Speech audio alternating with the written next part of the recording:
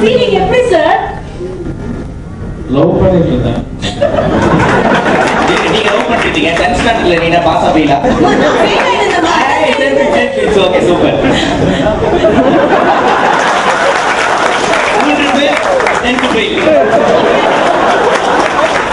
Actually இங்க வந்து பயங்கரமா பேசிட்டு இருக்காங்களே ஒரு இன்சிடென்ட் சொல்லலாம்.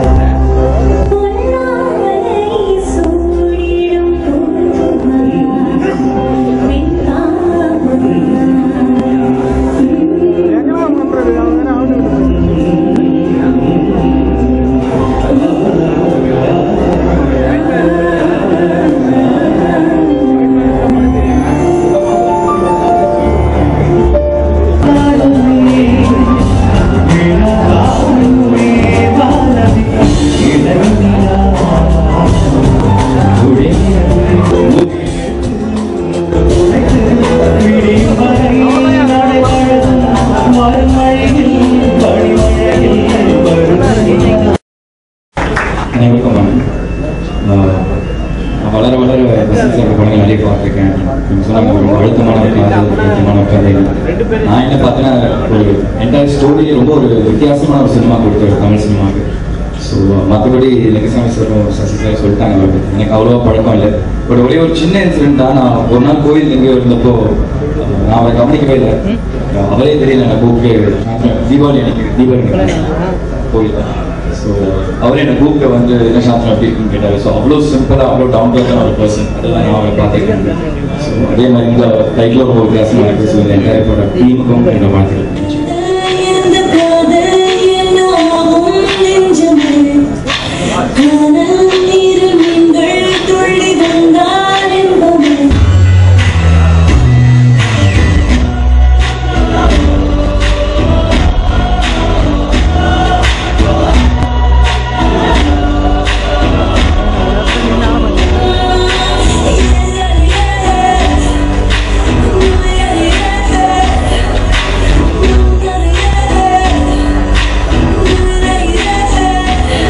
All the love that I got an image of a melody singer, someone who can sing with feelings. He gave me a soul, so thanks. Yuvan Shankar Raja அவர்களே, உங்களை பத்தி ஒரு விஷயம் நான் ரீசெண்டா தான் கேள்விப்பட்டேன். பட் ரொம்ப அப்படியே மனசு வலிச்சிருச்சு எனக்கு. அதாவது 10th ஸ்டாண்டர்ட் எக்ஸாமுக்கு இரவா பகலா படிச்சுட்டு இருக்கும்போது எல்லா பசங்களும் இவர் மட்டும் இரவா பகலா பாட்டு டியூன் போட்டுருக்காரு. என்ன சார் வாட் மீனிங்? பழைய பாட்டுங்க இது அத பத்தி இல்ல நீங்க 10th ஸ்டாண்டர்ட்ல இத செஞ்சிருக்கீங்க அப்படிங்கிறது தான் இருக்கும் மேட்டர். ஆமா ஆமா. சோ அப்பவே ஆரம்பிச்சிட்டீங்க அப்படின்னு கேள்விப்படும். அப்பவே அவ்வளவு லவ் ஃபீலிங் எப்படி சார்? லவ் பண்ணிட்டு இருந்தேன். நீங்க லவ் பண்ணிட்டீங்க 10th ஸ்டாண்டர்ட்ல நீங்க பாஸ் ஆவீங்களா? It's okay super.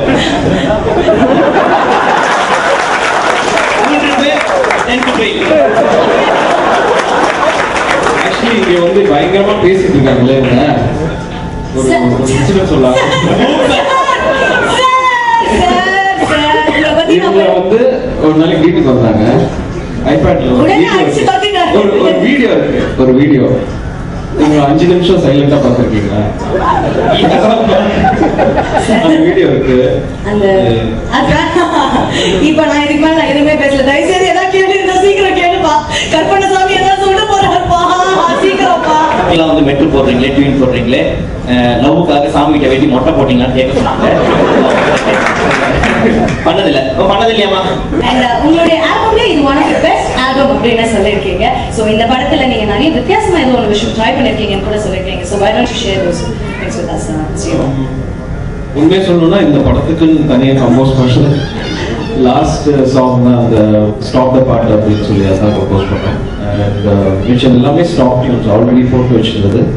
அது கரெக்டாக ஒரு வசந்த் சார் வந்து அதை கரெக்டாக சூஸ் பண்ணாங்க. அப்புறம் he gave me a lot of time to work on the beats and so that's why I think this one perfect. Thank you very much.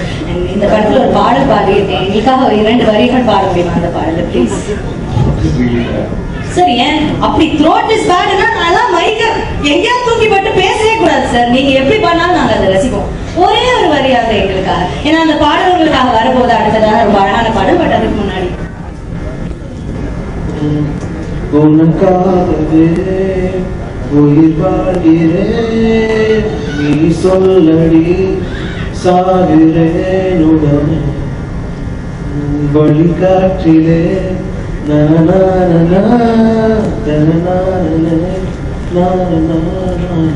touch my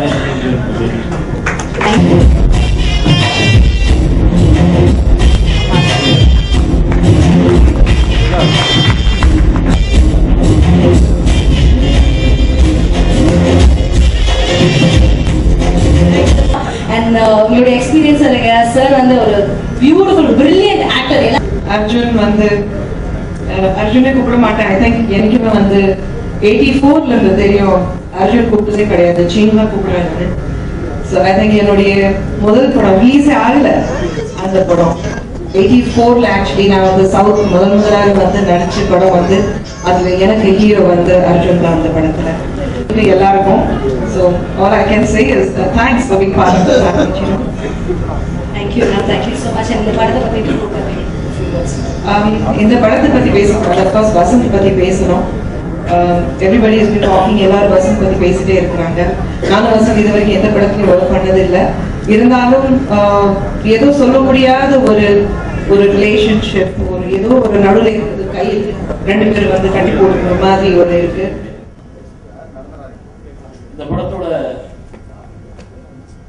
கதை அப்படின்னா அது டைரக்டர் வசந்த் சாருக்கு மட்டும்தான் தெரியும். நாங்கள் நடித்த 3 பேரும் அவ்வளோதான். ஒரு இனிமையான அனுபவத்தை கொடுத்தது. நடிக்க போகும்போது அவர் கொடுத்த சம்பளத்தை விட அவர் கொடுத்த அனுபவங்கள் எனக்கு ரொம்ப சந்தோஷமாகவும் அதிகமாகவும் இருந்தது. அந்த 28 நாட்கள் நான் அவரோட படப்பிடிப்பில் நான் கலந்துக்கிட்டேன். கன்னியாகுமரி, நாகர்கோவில் இந்த பகுதிகளில். இந்த படத்தோட அவருக்கு நான் எப்படி இதில் நான் நடிக்கிறதுக்கு எனக்கு எப்படி சந்தர்ப்பம் கிடைத்தது அப்படின்னா, நான் அவர்கிட்ட போய் சான்ஸ் கேட்கல, அவரையும் எனக்கு வந்து நடிக்கிறேன்னு கேட்கல. நாங்கள் இருக்கிறோம் அப்பப்போ சந்திப்போம். அப்பப்போ எங்கேயோ ஒரு இடத்துல பார்க்கும்போது என்ன சார் நீ எப்படி இருக்கீங்கன்னு நான் சார் நீங்கள் எப்படி சார் இருக்கீங்க அடுத்த படம் எப்படி சார் கேட்பேன். அவரோட படங்களை வரிசையாக நான் வந்து கீழடி கண்மணிலேருந்து நான் வசந்த் நடிப்பாக இருந்தேன். கீழடி கண்மணியை பார்க்கும்பொழுது அவர் மேலே ஒரு பெரிய ஈர்ப்பு ஏற்பட்டது. ஒரு நல்ல இயக்குனர், மிக அற்புதமான ஒரு கதையை வந்து நாவலா ரசிக்கும்படியா உணர்வுபூர்வமாக சொல்லக்கூடிய ஒரு அழகான இயக்குனர் அப்படின்னு ஒரு பெரிய பார்வை ஒரு மேலே இருந்துகிட்டே இருக்கும். அது தொடர்ந்து அவருடைய ஆசை சத்தப்படாத வரைக்கும் அது நிகழ்ந்துகிட்டே இருந்தது. அப்போ என்னோட பொக்கிஷன் பார்த்துட்டு அவர் ஒரு நாள் என்னை கூப்பிட்டு ரொம்ப பிரமாதமா என்னோட ஒவ்வொரு படங்களையும் பேசுவார். இப்போ பொக்கிஷன் கூப்பிட்டு பேசும்போது எனக்கு சந்தோஷமா இருந்தது. ஏன்னா அந்த படம் நிறைய பேரோட பாராட்டுதலை பற்றி எனக்கு கிடைத்த பொருளாதார ரீதியான பின்னடையை வந்து அந்த பாராட்டுகள் தான் கொஞ்சம் என்னை மீட்டெடுக்க உதவுச்சு. அதை என்னை மீட்டெடுத்ததுல சார ஒருத்தர். அப்படி பேசிட்டு இருக்கும்போது ஒரு நாள் திடீர்னு ஒரு 3 மாசம் கழிச்சு எனக்கு ஒரு ஃபோன் வந்தது. சரி நான் உங்களை சந்திக்கணும் அப்படின்னாரு. சார் என்ன சார் அப்படின்னா, இல்லை சார் சொல்லுங்க சார் அப்படின்னா, இல்லை உங்களை பார்க்கணும்னா நான் வரட்டுமானாரு. இல்லை சார் நான் வரேன் அப்படின்னா, சரி 2 பேரும் பொதுவான இடத்துல சந்திப்போம் ஒரு காஃபி ஷாப்ல அப்படின்னாரு. அன்னைக்குதான் எங்களோட காதல் ஆரம்பிச்சோம் அவர் மேல. அது தப்பா எடுத்துக்கிறீங்க, அந்த மாதிரி காதல் இல்லை. அவரோட படங்கள் மேலேயும் என்னோட படங்கள் மேலேயும் மாறி மாறி உள்ள அந்த அன்பு தான் அந்த காதலா மாறினது. அன்னைக்கு வந்து நான் பார்த்துட்டு என்னை கேட்டாரு, நான் ஒரு படம் பண்றேன் சேரன், 3 பேர் ஹீரோ, நீங்க ஒண்ணு நடிக்கணும்னாரு. நடிக்கிறேன் சார் அப்படின்னா. கதையெல்லாம் சொல்ல மாட்டேன். நான் கேட்கலையே சார் அப்படின்னா. வேற யாரும் என்ன முடிவு பண்ணல. பரவாயில்ல சார், எனக்கு ஒரு கேரக்டர் கொடுத்தீங்கன்னா போகும் அப்படின்னா. நான் இத்தனை நாள் முடிச்சிருவேன், எனக்கு இவ்வளவு சம்பளம்னாரு. நோ ப்ராப்ளம் சார் அப்படின்னு அவரோட பேச்சுவார்த்தை முடிஞ்சிச்சு. 30 நாட்கள் நான் அவரோட பயணப்படும் பொழுது அவரை நான் சந்திச்சு பேசும்போது ஆனது. ஏன்னா அவர் நிறைய பேர் இந்த பக்கம் டார்ச்சர் அப்படின்லாம் சொல்லியிருக்காங்க. அதனால வந்து என்னன்னா எனக்கு ஒரு பயம் வந்துச்சு, எங்கே போய் நம்ம போய் ஏதாவது திட்டு வாங்கிடுவோம் எல்லாருக்கும் முன்னாடி, நம்ம எல்லாரையும் திட்டு தானே பழக்கம் மாதிரி. எங்களோட அந்த ஒவ்வொரு நாள் படப்பிடிப்பும் அப்படி ரொம்ப அழகா ஹேண்டில் பண்ணாரு. அப்புறம் அந்த கதை வந்து ஒரு அந்த ஒரு பெண்ணுக்கும் ஒரு இணக்கமான ஒரு தொடர்பு. அவர் சொன்னதில்லை ஒரு அற்புதமான வரி, கேட்டு பெறுவதில்லை விட்டு கொடுப்பதும் கேட்காமல் தருவதும் தான் காதல். இந்த ஒரு அழகான வரிதான் அந்த கதை. அந்த கதையில வந்து அந்த பெண்ணுக்கும் இணக்கமான அந்த ஒவ்வொரு காட்சிகளும் வந்து அவ்வளவு இனிமையா சொல்லும் பொழுதும் அந்த அந்த ஒவ்வொரு காட்சியிலே ஒரு படமாக்கும் போதும் பக்கத்துல இருந்து பார்த்துட்டே இருக்கும் பொழுது மெதுவா அவரை ரசிக்க தோணுச்சு. அதுதான் ஆசையாகவும், அதுதான் வந்து சத்தம் போடாதையாகவும், அதுதான் வந்து நீ பாதி நான் பாதியாகவும், அதுதான் வந்து கேளடி கண்மணியாகவும் அவ்வளவு அழகான படங்களை உருவானதுக்கு காரணத்தை நான் அன்னைக்கு கண்டுபிடிச்சேன். ஸோ நான் வந்து வசந்த் சாரோட அந்த டைரக்ஷன்ல நடிச்ச அந்த நாட்கள் என்னால் மறக்க முடியாதவை. இந்த திரைப்படம் வந்து ஒரு வித்தியாசமான அனுபவத்தை கண்டிப்பா உங்களுக்கு கொடுக்கும். ஏன்னா காதல் அப்படின்ற போதே அது வந்து ஒரு வித்தியாசமான அனுபவம் தான். அது ஒவ்வொரு காலகட்டத்திலையும் இந்த காதலோட உருவம் மாறும், குணம் மாறும், தன்மை மாறும், அதோட மெச்சூரிட்டி மாறும், எல்லாமே ஒவ்வொரு காலகட்டத்துல மாறிக்கிட்டே இருக்கும். ஸோ காதலிக்காத மனிதன் இருக்கவே முடியாது.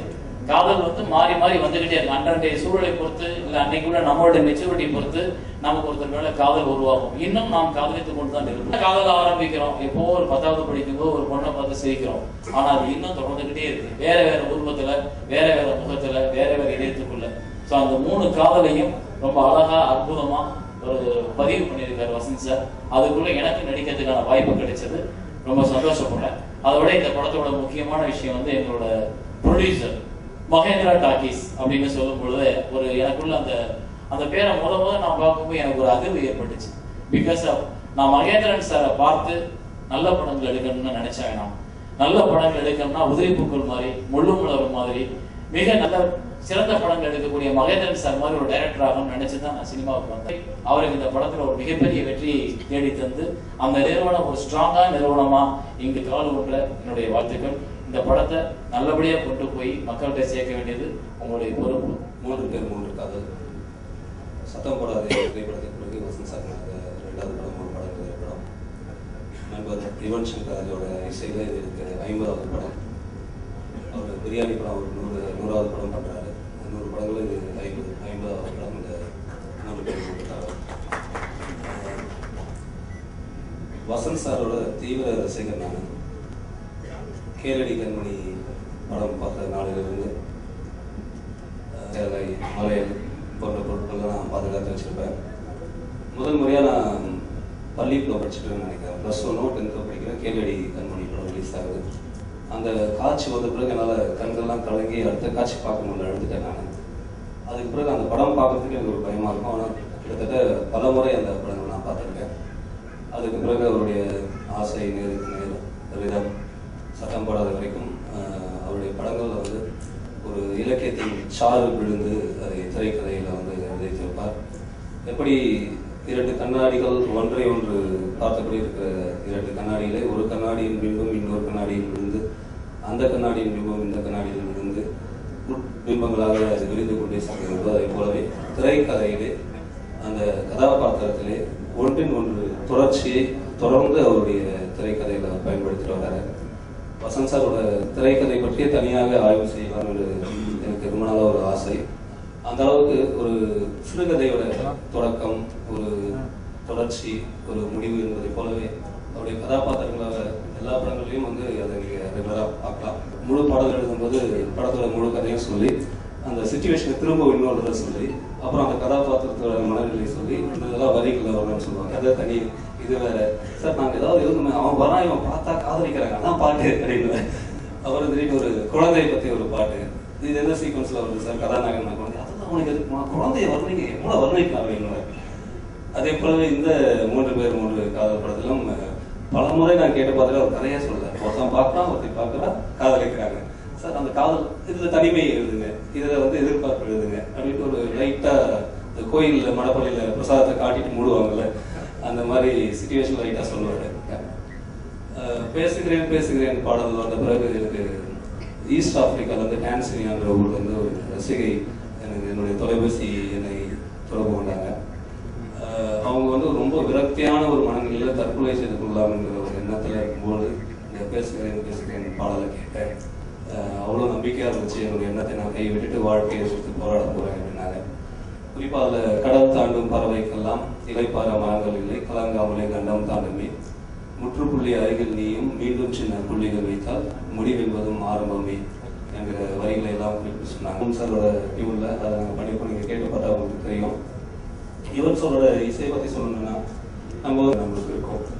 அதே நண்பர்கள் வீடு போகும்போது நண்பர்கள் வீடு நம்ம வீடு மாதிரி ஒரு முழு சுதந்திரத்தை நம்மளுக்கு கொடுக்கும். அதே போல தான் நான் வந்து யுவனுக்கு எழுதுகிற பாடல்கள் நான் நினைக்கிறேன். அந்த முதல் படமான கமல் ஒரு பூ மலர்வதை போல இயல்பாக அந்த பாடல் நடக்கும். அப்புறம் வசந்த் சார் டார்ச்சர் அப்படின்னு சொன்னாங்க, டென்ஷனாக இருப்பாருன்ட்டு.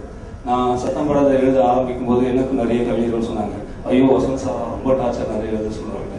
அப்படிலாம் ஒன்றுமே இல்லை. அவர் வந்து எல்லாரும் சினிமாவை நேசிப்பாங்க, அவர் சுவாசிக்கிறார். இந்த நேரமும் சினிமா சிந்திச்சுட்டே இருப்பாரு, பரபரன்னு இருப்பாரு. ஆனால் இப்படி எப்படி இந்த மாதிரி வேணும் அந்த மாதிரி வேணும் நம்மளே யோசிக்க போயிடும். இந்த மாதிரியாவது நம்ம எழுதணும் போல இருக்க உடனே அப்படின்றாலுமே ரொம்ப நல்லா இருக்குமா தெய்வம் எழுத வேண்டாம்னு சொல்லுவாரு. சில நேரங்கள் அவர் வேண்டியது கிடைக்கலன்னா அந்த பாடல் பதிவு நடந்துட்டு இருக்கும்போது பல்லவி ரெக்கார்ட் ஆகிட்டு இருக்கும். நான் வேற ஏதாவது வெளியூர்ல இருப்பேன், எனக்கு தொலைபேசியில் கூப்பிட்டு பல்லவி பாடிட்டு இருக்காங்க, வேற பல்லவி சொன்னாங்க சார் நல்லா இருக்குன்னு தானே சார் ஓகே பண்ணுவோம். அதான் நல்லா இருக்குல்லம்மா, இன்னொன்னும் அரை படம்லாம் வந்து ஹிட்டாக பிறகு அந்த பாடலை கேட்கும்போது அப்போ நான் நினைப்பேன் இந்த பாடலை இந்த வரிகளை இப்படி மாற்றி எழுதியிருந்தா நல்லா இருந்திருக்குமே அப்படின்ட்டு. அது வந்து கடைசி நேரம் வரைக்கும் அதுக்கான சந்தர்ப்பத்தை வந்து வசந்த் சார் வந்து எனக்கு இந்த படத்தில் கொடுத்தாரு. ஒரு பாடல் என்பது ஒரு நல்ல பாடல் என்பது அது கேட்டவுடன் மனதை கலங்கடிப்பது, ஒரு பழைய நினைவுகளுக்கு கொண்டு செல்வது, அது தூக்கத்தில் கூட நம்மை வீழ்த்திருக்க வைத்திருப்பது. அப்படி இந்த படத்துல வந்து பாடல் பற்றியே நாங்கள் ஒரு பாடல் பண்ணியிருக்கோம்.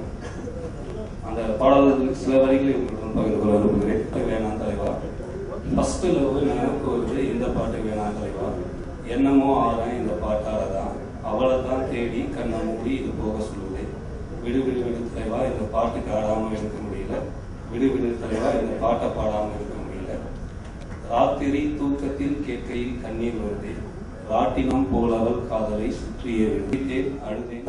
இன்னைக்கு நான் ரொம்ப ரொம்ப சந்தோஷமா இருக்கேன்.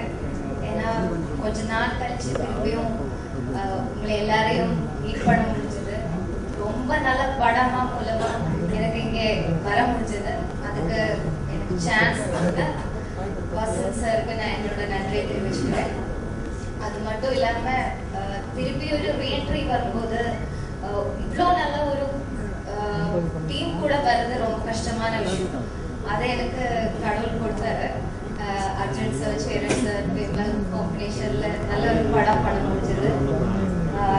எனக்கு என்ன சொல்றதே தெரியாது, ரொம்ப டென்ஷனா இருக்கேன். நான் வந்து எனக்கு ரொம்ப பேரை சர்ச் பண்ணி தான் எனக்கு இந்த ரோல் வந்தது. நிஜமாவே வசந்த் சார் டைரக்டர்ல சொல்லும் போதே சேரன் சார் முன்னாடி சொன்ன மாதிரி எனக்கும் கொஞ்சம் பேர் சொன்னாங்க என்கிட்ட, சார் வந்து கொஞ்சம் நல்லா சீரியஸான ஒரு கேரக்டர், நல்லா திட்டுவாங்க அப்படியெல்லாம் சொன்னாங்க. ஆனா வந்து போட்டோ ஷூட் பண்ணும்போதே அவங்க ஆரம்பிச்சிட்டாங்க. எதுக்காகனா நம்ம பண்றது அன்னைக்கு போட்டோ ஷூட், நாளைக்கு அவங்களுக்கு ஞாபகம் இருக்காங்களா இல்லையான்னு தெரியாது. அந்த நாளைக்கு நான் அதுதாங்க. ஏன்னா வந்து நீங்க பண்றது ரொம்ப நல்லா இருக்குப்பா, இன்னும் கொஞ்சம் நல்லா பண்ணுங்க அப்படின்னு சொல்லிட்டு நல்லா பண்றதுக்கு தான் அவங்க சொல்றாங்க. அது திட்டு கிடையாது, அவங்க ஷவுட் பண்றதே கிடையாது, நல்லா பண்றதுக்கு தான் அவங்க சொல்றாங்க. எனக்கு இந்த படத்துல நான் வந்து என்னோட கேரக்டர் எல்லாமே வந்து நாங்க வந்து நாகர்கோவில் முட்டை வந்தது சைட்ல தான் ஷூட் பண்ணோம். ஒரு ஃபிஷோ உமன், ஒரு பிசியோதெரபிஸ்டா வேலை பார்த்து வீட்டுக்காக வேலை பார்க்குற மாதிரி ஒரு கேரக்டர். நான் ஃபிலிம் இண்டஸ்ட்ரிக்கு வந்ததுல இந்த படம் தான் மேக்கப்ல ஃபர்ஸ்ட்ல வேற ஒரு படம். எனக்கு ரொம்ப டென்ஷனா இருந்தது, எப்படி வரும் இந்த படம், ஸ்கிரீன்ல எப்படி வரும்ன்றது ரொம்ப டென்ஷனான விஷயமா இருந்தது. ஆனா இப்போ பார்க்கும்போது நான் ரொம்ப ஐ ஃபீல் லைக் crying. ரொம்ப அழகா தினேஷ் அண்ணன் நான் பேசுறேன்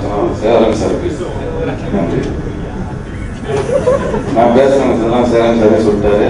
3 பேர் 3 காதல். இந்த படம் வந்து ரொம்ப படத்தில் நடிச்சதில் ரொம்ப சந்தோஷமா இருக்கு. வசந்த் சார் ஒர்க் பண்ணதுல நிறைய விஷயங்கள் இருக்கேன்.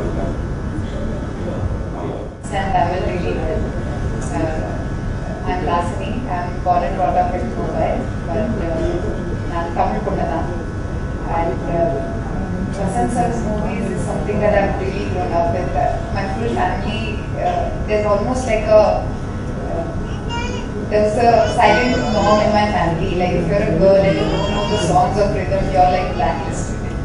So I have seen his movies since that time as a child, and I've always looked up to him as a director. So when I got a call for an audition for his movie, I had to pinch myself the first time I saw him, because I didn't know that he was going to be auditioning me.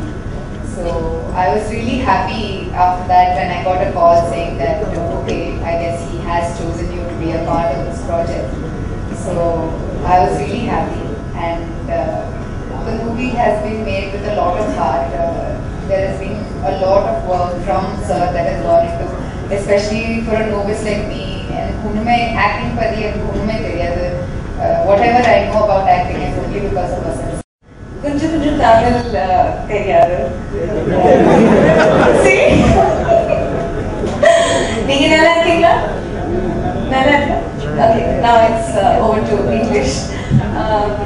Vasant sir, the biggest thank you to you first of all for having given me this opportunity of playing one of the best roles any female performance in terms of character, in terms of the drive and the passion that the character is driven with. Had it not been you, I don't think I'd be able to pull this off, really. Thank you for having the faith in me. I remember when I auditioned for Moonu Vasant sir, and I just knew I'd be in very, very good hands. Apart from that, I think the entire concept of the three people and the three love stories is very intriguing, and you know this when you watch the film in its own way. I haven't seen the film. நான் ஜென்ரலாக போயிடலாம் சொல்கிறேன், இல்லை சனிக்கிழமை டெஃபினட்டாக போய் சொல்ல மாட்டேன். இவ்வளோ ப்ரெஸ் முன்னாடி, ஏன்னா நானே இந்தியன் எக்ஸ்பிரஸ்லேருந்து தான் வந்தேன், சாவையிலேருந்து தான் வந்தேன். ஸோ டெஃபினட்டாக ப்ரெஸ் முன்னாடி போய் சொல்ல மாட்டேன். இது 3 பேர் 3 கோவம்னு டைட்டில் வச்சிருக்க லெவலுக்கு வசந்த் சார் கோவம் ஏதோ ஒரு சின்ன மேட்டர் மாதிரி வந்துட்டு இருக்கு. ஒன்றாவது பீப்புள் சொன்னாங்க. ஆனால் நம்ம காதில் எப்படி விழுறதுன்னு கேட்டிங்கன்னா, என்னோட கோச் ஒன்று சொல்லுவார். நான் இப்போ சமீபத்தில் ஒரு எஜுகேஷன் போனேன், எஜுகேஷன் கோச் சொல்லுவார், நான் பேசும்போது நீங்கள் வந்து கேட்குறீங்களா கவனிக்கிறீங்களா அப்படின்னு கேட்பார். ரெண்டுக்கும் டிஃப்ரென்ஸ் இருக்கு. Are you listening are you hearing? There is a difference இல்லையா? ஸோ அந்த மாதிரி நீங்கள் எல்லாரும் வந்து நான் சொன்னோன்னு சிரிச்சிங்க. 3 பேர் 3 கோபம்னு யாருமே சொல்லலை. வசந்த் கோபம் இல்லைங்கிறத தான் சொன்னாங்க. அதானே சரி. எங்கேயோ எப்பயோ ஒரு தடவை விவேக் ஒரு காமெடி பண்ணி அதுலேருந்து அது வந்து தப்பி, அது வந்து வசந்த்னா அது இனிஷியல் மாதிரி இருக்கு இருந்து போகிறேன். So that's also part of me. எனக்கு வந்து ஒரு படத்தை வந்து ஒரு என்னோட சீரியஸ்னஸ்ல இந்த படத்தை அப்ரோச் பண்ணுறபோது சேரன் கூட சொல்லியிருந்தார், நான் இப்போ வந்து ஏன் கொஞ்சம் உடம்பு குறைஞ்சிட்டீங்க சேரன் நம்ம கேரக்டர் நடிச்சதுக்கு அப்புறம்னு கேட்டேன். டைரக்ட் பண்ணிட்டு இருக்காரு. ஸோ ஒரே சத்தம் போட்டுட்டு இருக்கேன் அப்படின்னு. ஸோ எல்லா டேரக்டரும் என்கிட்ட யாராவது சொன்னாங்க, மணி சார் இங்கிலீஷில் சத்தம் போடுறது, வசந்த் தமிழ் சத்தம் போடுறது. எல்லாரும் என்ன சத்தம் போடுறதுக்காக கிளம்பி வரோம், காலையில் எடுத்து குளிச்சு ட்ரெஸ் பண்ணி இன்னைக்கு செட்டில் வந்து பானம் கோச்சிக்கணும், இல்லை ஆசினியை கோச்சிக்கணும். டெஃபினட்டாக அந்த மாதிரிலாம் நான் வரல. யாருமே அப்படி வர போகிறது இல்லை. சரி, எல்லாருக்கும் வந்து ஒரு ஸ்டிபுலேட்டட் டைமுக்குள்ள, ஒரு ஸ்டிபுலேட்டட் ஒர்க் பட்ஜெட்டுக்குள்ள you are supposed to create some magic இல்லையா? ஸோ ஸ்கிரிப்டை காலையில் எடுத்துட்டு போகிறோம், அதே ஸ்கிரிப்டை சாயங்காலம் ஷூட் பண்ணிட்டு வரோம். What is that in that extra magic has to happen with in that situation. அந்த நேரத்துக்குள்ள அந்த இடத்துல என்ன நம்மளால ஒரு மேஜிக் கிரியேட் பண்ண முடியுதுங்கிறத ஒரு பேஷனேட்டாக இருக்கிற போது ஏதாவது சில விஷயங்கள் நடக்கலாம். அண்ட் நான் எப்படி நினைக்கிறேன்னா, ஓட ஓட தூரம் குறையலன்னு இப்போ பாட்டு இருக்கு. அந்த மாதிரி எனக்கு உங்ககிட்ட பகிர்ந்துக்கிறதுக்கு என்ன இருக்குன்னா, இன்னமும் வந்து எனக்கு வந்து பட்டர்ஃப்ளைஸ் இன் ஸ்டமக் அப்படிம்பாங்க. என் வயிற்றில் இன்னமும் பட்டாமன்ஸ் தான் இருக்கு. ஒரு படத்தோட ஷூட்டிங் போகிறபோது சசி என்கிட்ட அர்ஜென்டாக இருந்து சொல்லாமலே சசி சொன்னான் போனான் பேசிட்டு போய் சார் கேளுங்க இல்லை என்ன சொன்னீங்களோ அதே தான் சார் 21 வருஷம் கழிச்சு இன்னமும் அதே மாதிரி பயமா இருக்கு அப்படின்றீங்க. ஸோ எனக்கு வந்து திரைப்படங்களில் வந்து ரொம்ப மகிழ்ச்சியான விஷயமா நான் நினைக்கிறது வந்து பேஷனேட்டாக ஒரு விஷயத்தில் நம்ம எதில் இருந்தாலும் பரவாயில்ல. இப்போ சமீபத்தில் வந்து எனக்கு வந்து உடம்பு குறைக்கிறது ஒரு பயங்கர பாருங்க. எனக்கு வந்து புத்தகத்து மேலே தொடர்ந்து விடாம காதல் இருந்துகிட்டே இருக்கு. நானும் முத்துக்குமாரும் பார்த்தோம்னாக்க அவருக்கு ஒரு பதில் சொல்லியிருக்கோம். இந்த பாடல் பற்றி கதை சொல்ல ஒரு மேட்டர் சொன்னாங்க. அதில் ரொம்ப போய் எல்லாரும் ஒரு ஹியூமருக்காக சொல்றாங்க. ஒரு அவுட்லைனோ இதுவோ சொல்லாமல் அவரால் பாட்டே எழுத முடியல. நான் விளையாடுறாரு சும்மா அதே இதுக்கு ஒன்று சொன்னால் 1 2 அந்த மாதிரி. இன்னொரு விஷயம் அவருக்கு பதில் என்ன நான் சொல்றேன்னு கேட்டீங்கன்னா, ஒரு கனடால இருந்து ஒருத்தர் வந்து இவருக்கு பேசினாங்க அப்படின்னு சொன்னார். அது எங்கிட்டயும் முன்னாடி ஒரு வாட்டி பர்சனலா பகிர்ந்துட்டு இருக்காரு. அவங்களுக்கு வந்து நான் என்னோட கதாநாயகியோட பத்மபிரியாவோட டிவர்ஸ் ஆன விஷயத்தை பத்தியோ அல்லது அவங்களுக்கு ஒரு குழந்தை தத்து எடுத்து திருப்பி கொடுத்ததை பத்தியோ அந்த பாடல் வரியில வந்திருந்ததுன்னு வச்சுங்களேன், அவங்களால ரிலேட் பண்ண முடியாது. பாடல்ங்கிறது வந்து காட்டினிலே வரும் கீதம்னு MS அம்மா என்னைக்கு பாடினாங்க. இன்னமும் நம்மளால குறை ஒன்றும் இல்லைன்னு ஒரு பாட்டு, குறை ஒன்றும் இல்லை நீங்க பொதுவா அந்த பாடல் வரி எழுதுங்க, யாருக்குன்னா ரிலேட் பண்ணிக்கலாம். இது என்ன குறை ஒன்றும் இல்லை நீங்க எழுதுங்க, எவ்வளவு பேர் அந்த பாட்டை விட்டு வெளில போடுவாங்க. ஃபங்க்ஷனா பிரஸ் மீட்டா அப்படின்னு எனக்கு தெரியல, அவ்வளவு பேர் வந்து திரண்டு வந்திருக்கீங்க. எனக்கு ரொம்ப மகிழ்ச்சி. என்னுடைய இனம் நான் இங்க இருந்து தான் வந்தேன். வெரி ஹாப்பி தட் இந்த மாதிரி உங்க எல்லாரும் முன்னாடி இன்னைக்கு இந்த நிகழ்ச்சியில பேசுறது. இந்த படத்தை பத்தி 2 வரி தான் எனக்கு இருக்கு. நான் ரொம்ப நிஜமா சொல்றேன், எனக்கு இந்த படம் பண்ணது வந்து என்னோட கேரியர்ல எனக்கு ரொம்ப ரொம்ப ரொம்ப திருப்தியான ஒரு படம். அதுக்கு காரணம் இந்த படத்தோட ப்ரொடியூசர் மகாராஜே Prasad and Mahendran and Bharathkumar. Very nice producer. இந்த 3 பேர் 3 காதல் அப்படின்றது வந்து ஒரு மிகப்பெரிய ஒரு அனுபவம். ஒரு வித்தியாசமான ஒரு படம் கதை அப்படின்னு சொல்றதை விட எனக்கு இது ஒரு மிகப்பெரிய ஒரு அனுபவம். இப்படி 3 கதாநாயகர்கள் ஒரே படத்துல ஒரு மல்டி ஸ்டார் காஸ்ட் அப்படின்னு பண்ணியிருக்காங்க. பட் ஒரு படத்துல 3 கதை, அதுல நான் ஒரு கதை பண்ணிருந்தது ரொம்ப டிஃப்ரெண்டா ஒரு எக்ஸ்பீரியன்ஸ். அதனால கதையை வந்து நான் சொல்லக்கூடாதுன்றதுனால சொல்ல முடியல. பட் ஏற்கனவே நான் டைரக்டர் வசந்த் சார் கூட ஒரு படம் பண்ணியிருக்கேன். அப்படிங்கிற படம் எல்லாம் தெரியும். என்னுடைய வாழ்க்கையில ஒரு 150 படங்கள் பண்ணியிருக்கேன். அதுல வந்து பெஸ்ட் ஆஃப் 5 வந்து அந்த படம். ஸோ அது அந்த படம் பண்ணதுக்கு அப்புறம் வந்து மறுபடியும் நம்ம ஒரு வித்தியாசமா ஏதாவது ஒரு படம் பண்ணணும் அப்படின்னு நிறைய தடவை நினைச்சிருக்கோம். அது ஆல்மோஸ்ட் ஒரு 10 வருஷம் ஆயிடுச்சு இருக்கு. ஸோ 10 வருஷத்திலிருந்து கொஞ்சம் ஒரு கமர்ஷியலாகவும் சேர்ந்து ஒரு டிஃப்ரெண்டாக ஒரு ஸ்டைல் ஏதாவது படம் பண்ணலாம் நினச்சிட்டு இருந்தோம். பட் அது அமையவே இல்லை. அப்புறம் இந்த கேரக்டர் ஒன்று எனக்கு வந்து சொன்னார், ரொம்ப டிஃப்ரெண்டாக இருக்கு அப்படின்னு. ஆனால் எல்லாம் சொல்ற மாதிரி தான் டிஃப்ரெண்ட் நிச்சயமாக சொல்லல. இது வந்து நான் இந்த மாதிரி கேரக்டர் பண்ணுறேன். இத்தனை படத்தில் ஐ மீன் ஒரு அடிப்படையில் பார்க்கும்போது ஆக்ஷன் அப்படிங்கிற இமேஜ் வச்சுக்கிட்டு ஆக்ஷன் இல்லாம ஆக்ஷன் இருக்கு. சேம் டைம் இந்த மாதிரி கேரக்டர் நான் பண்ணதே இல்லை, யோசிச்சு பார்த்தா பண்ணதே இல்லை. ஸோ அந்த வகையில் இது ரொம்ப வித்தியாசமான ஒரு படம் இருக்கு. ஒவ்வொரு சீன் நடிக்கும் போது இது நான் பண்ணலையே, ஒரு புதுசாக இதை பற்றி ஒரு சிந்திச்சு ஒரு ஹோம்ஒர்க் பண்ணக்கூடிய ஒரு கேரக்டராக இருந்தது. ஸோ அந்த வகையில் இந்த டைரக்டருக்கு நன்றியை நான் இந்த மேடையில் தெரிவிச்சுக்கிறேன்.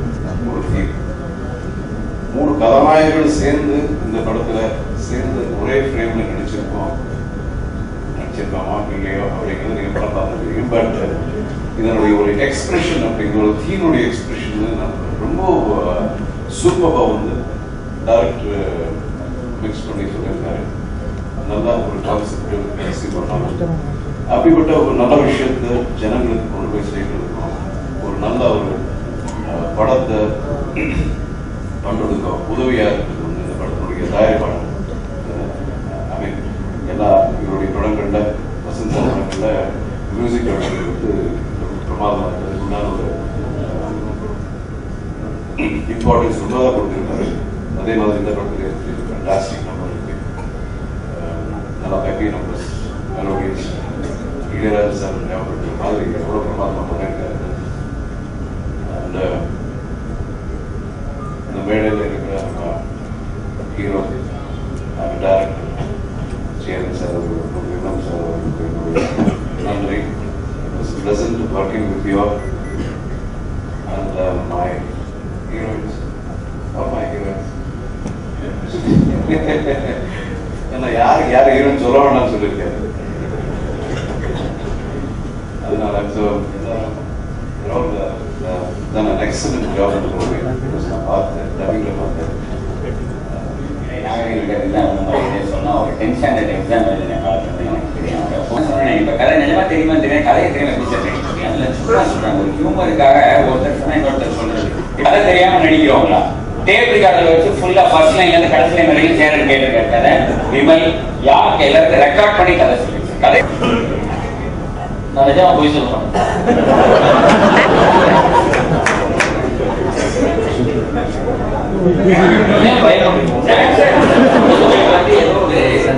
கதை முழு கதையும் எங்களுக்கு சொல்லவே தவிர 3 கதையில என் கதையை மட்டும் என்கிட்ட சொல்லாது.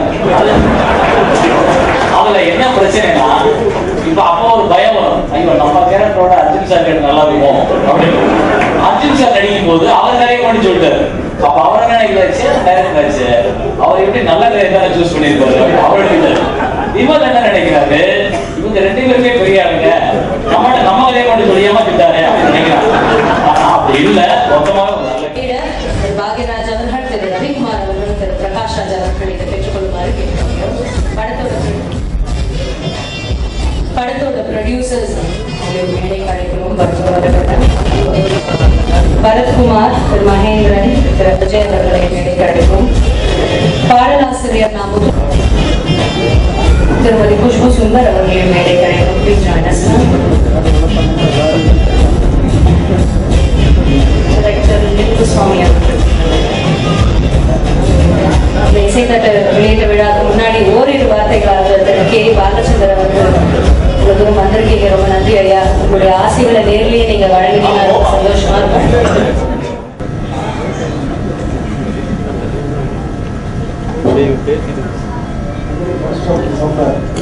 நான் மௌன உலகத்தில் இருக்கிறேன். இன்னைக்கு ஃபர்ஸ்ட் ஆஃப் அதனால என்னால் பேச முடியாது.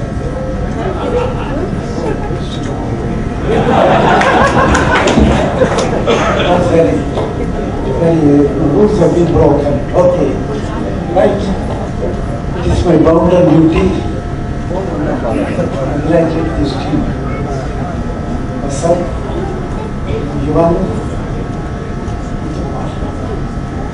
the 5 music they have done.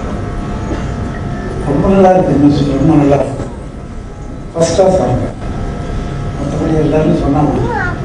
வசந்த பொறுத்த வரைக்கும் அவன் எங்கிட்டருந்து எல்லாத்தையும் கற்றுக்கிட்டு இருக்கான், கோபத்தையும் கற்றுக்கிட்டு இருக்கான்னு தெரியுது. இப்போதான் நிறைய பேர் சொல்றதை கற்றுக்கிட்டு இருக்கான். நான் கோச்சிக்கிறத விட்டு 20 வருஷம் ஆச்சு. நீ விட்டுருப்பா கோச்சிட்டு ஒரு காரியமாக அது வளர்ந்துட்டு. ஆனால் ஒரு கோபங்கிறது எப்படி வரும்னா அந்த மோமெண்ட்டுக்கு வரும்.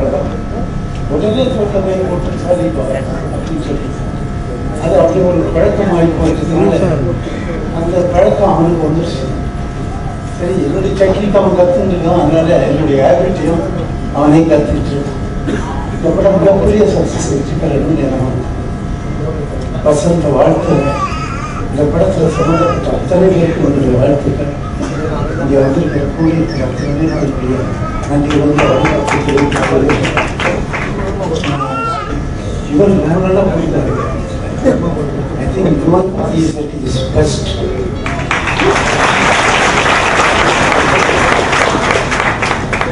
I know Vasant will be at his best.